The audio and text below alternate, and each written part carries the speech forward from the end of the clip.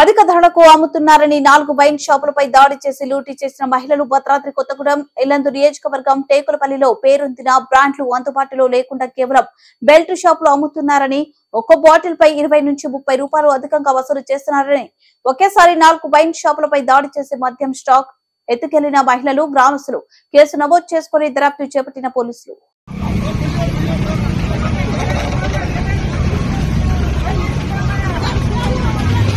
మాకేమయ్యారా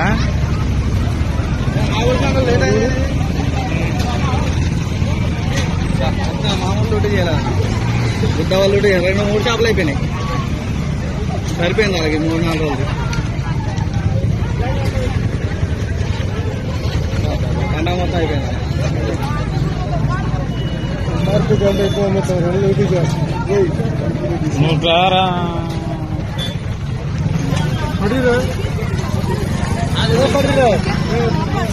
పడతాయి.